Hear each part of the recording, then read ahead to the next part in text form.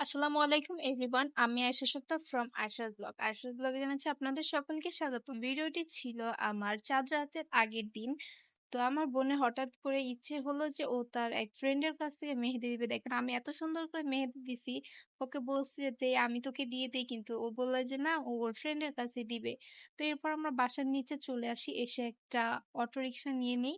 তো আমরা হচ্ছে এখন ঈদগাহ মাঠের ওইখানে চলে যাব। তো ঈদগাহ মাঠের গেটের সামনে আমরা নামবো। তো আমরা ঈদগাহ মাঠের গেটের সামনে নেমে গেছি, তার অপোজিট সাইডে ছিল সুমেয়ার ওই ফ্রেন্ডের বাসা।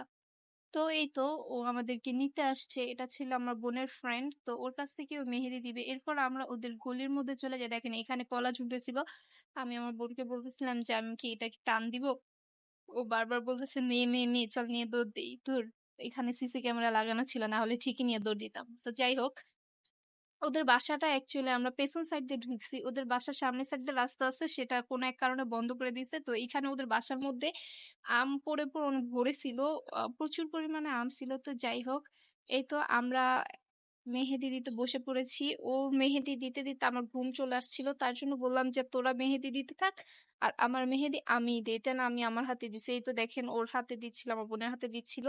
তবে আমরা যার বাসা যাই তার নাম ছিল মিম।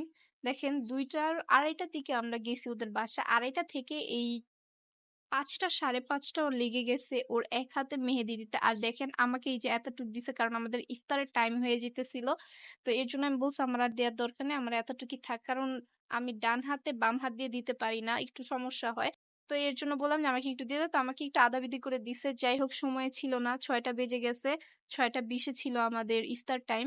তো এই তো আমরা তাড়াহুড়ো করে বেরিয়ে পড়ি, কারণ আমাদের ইফতারের আগে বাসায় যেতে হবে। দেখেন এই যে ও 2 হাতে মেহেদি দিয়ে নিছে, আর আমার এক হাতে আমি নিজেই দিছি, আর এক হাতে অর্ধেকও দিয়েছে। তো এই তো আমরা বাসার কাছে প্রায় চলে এসেছি। আজকের ভিডিওটা এখানে এই পর্যন্ত। আল্লাহ হাফেজ।